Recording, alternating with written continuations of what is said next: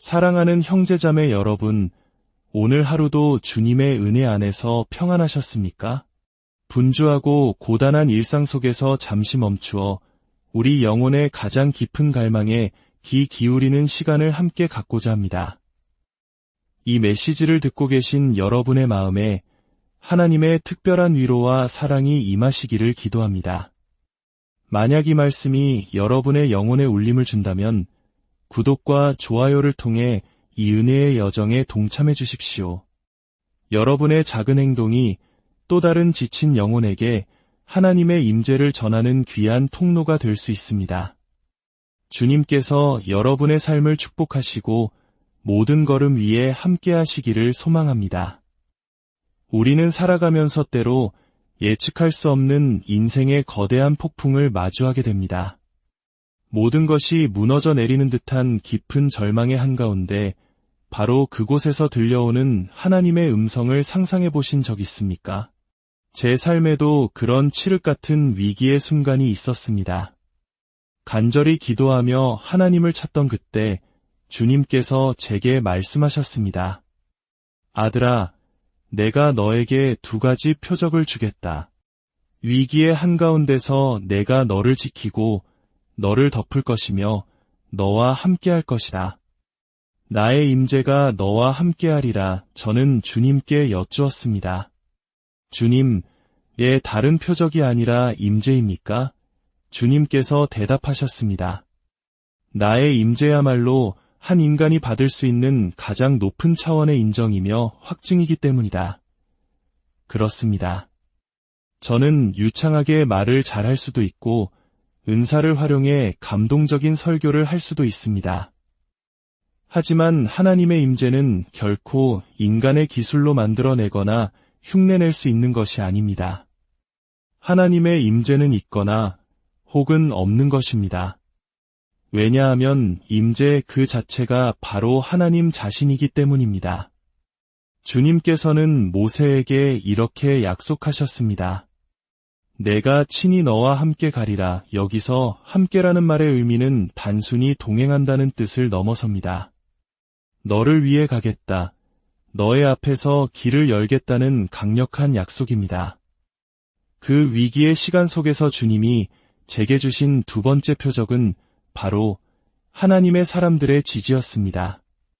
그리고 저는 정확히 그 2가지, 즉 하나님의 임재와 신실한 동역자들의 보호 아래 그 모든 어려움을 이겨낼 수 있었습니다. 제가 그분의 임재 안에 숨겨졌을 때 저는 안전하게 보호받았습니다.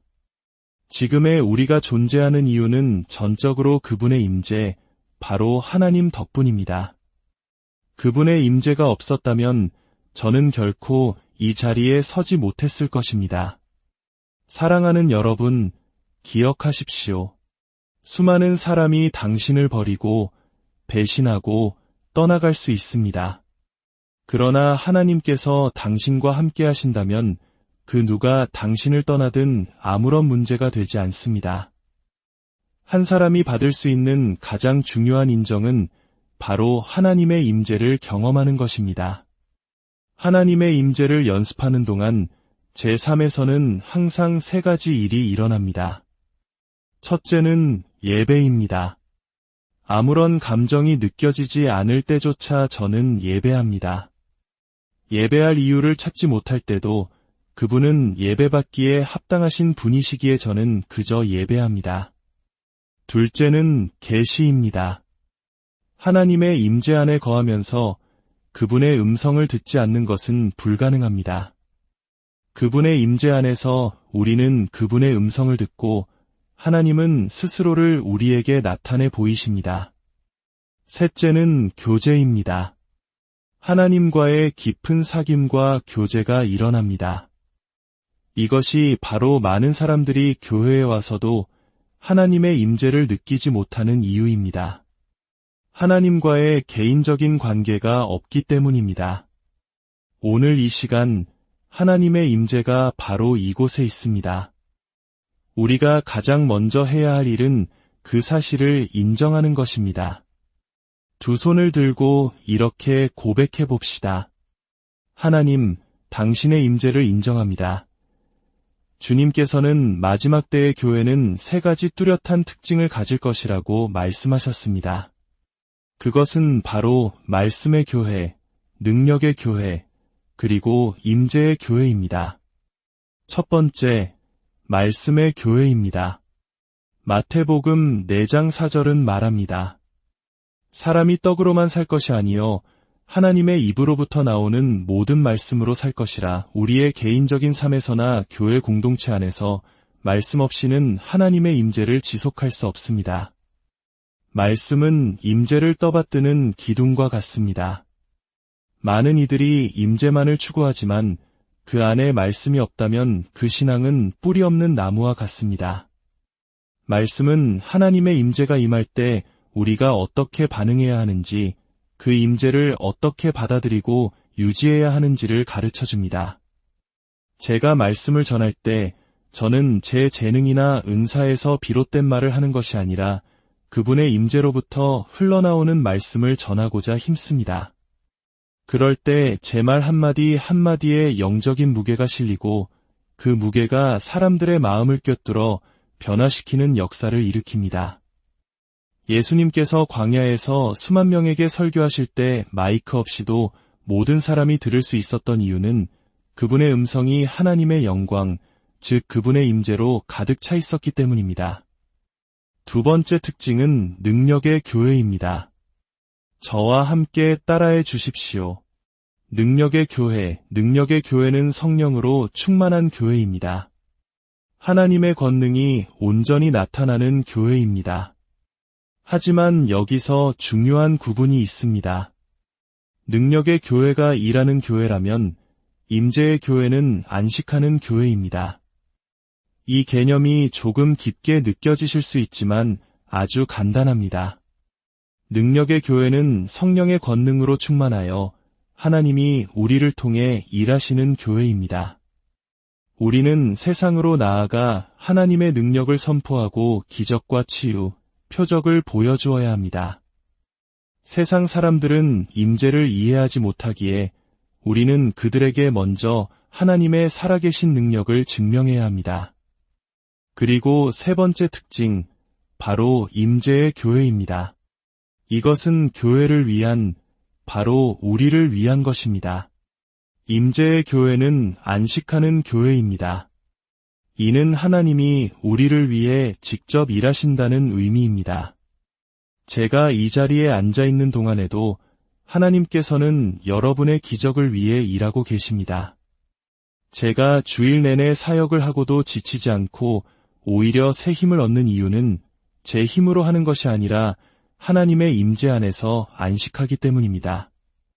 제 걱정과 염려, 제가 해야 할 모든 일의 통제권을 하나님께 내어드리고 주님께서 다스려 주십시오라고 고백할 때 저는 진정한 안식을 누리며 하나님께서 일하시는 것을 목도하게 됩니다. 창세기 28장에서 야곱은 잠에서 깨어나 이렇게 말합니다. 여호와께서 과연 여기 계시거늘 내가 알지 못하였도다. 그렇습니다. 하나님께서 바로 이 자리에 계시지만 우리가 그것을 알지 못하고 느끼지 못할 수도 있습니다. 예배 중에 어떤 사람은 눈물을 흘리며 감격하는데 바로 옆 사람은 핸드폰 메시지를 보내고 있는 광경을 보신 적이 있습니까? 죄 가운데 살면서도 기적을 행하는 사람들을 보며 위아해한 적은 없으십니까? 그들은 하나님의 임재가 아닌 자신의 은사로 사역하기 때문입니다. 하나님의 은사는 후회하심이 없기에 죄 가운데서도 은사를 통해 능력이 나타날 수는 있습니다. 하지만 그것은 우리를 통해 일하시는 하나님일 뿐 하나님 그 자체이신 임재와는 다릅니다. 야곱은 두려워하며 고백합니다. 두렵도다 이곳이여. 이것은 다름 아닌 하나님의 집이여. 이는 하늘의 문이로다. 하나님의 집, 즉 교회의 가장 중요한 표지는 바로 그분의 임재입니다. 오늘날 많은 교회가 말씀을 강조하지만 그 안에 능력과 임재가 없다면 그것은 텅 빈 그릇에서 나오는 공허한 외침일 뿐입니다. 마지막 때에 우리는 하나님의 영광과 임재에 대한 메시지를 더욱더 많이 듣게 될 것입니다. 지금 우리는 전 세계적인 흔들림의 한가운데를 지나고 있습니다. 이 흔들림은 사람에게서 비롯된 것이 아니라 하나님께서 시작하신 것입니다. 이 흔들림 이후에 마지막 때의 부흥, 즉 능력의 교회가 일어설 것이며 이 부흥은 잃어버린 영혼들을 추수하기 위함입니다. 그리고 마침내 우리는 마지막 때의 영광, 즉 임재의 교회의 완성을 보게 될 것입니다.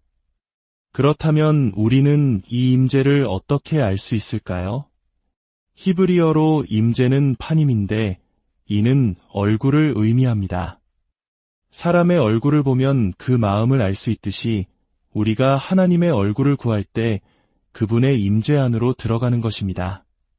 비록 우리가 그분의 얼굴을 물리적으로 보지는 못하지만 우리는 그분의 임재를 감지할 수 있습니다. 그것은 마치 방 안에 누군가 들어왔을 때 보지 않고도 그 존재를 알아차리는 것과 같습니다. 영적인 암이 생기고 인식하게 되며 깊은 느낌으로 다가옵니다. 때로는 부드러운 단비처럼, 때로는 강렬한 불처럼, 때로는 말할 수 없는 평안으로 임합니다. 그분의 임재 안에는 모든 것이 포함되어 있습니다. 신성한 치유, 신성한 보호, 신성한 면역력, 하늘의 기쁨과 평안이 그 안에 있습니다. 당신이 걱정과 스트레스에 시달리고 있다면 그것은 당신이 그분의 임재 안에 거하고 있지 않다는 증거입니다. 사랑하는 여러분, 이제 하나님의 임재를 갈망하십시오. 그분의 얼굴을 구하십시오. 당신이 그분의 임재 안에 거할 때 당신은 더 이상 싸울 필요가 없습니다. 주님께서 당신을 위해 일하시고 당신의 삶에 참된 안식을 주실 것입니다.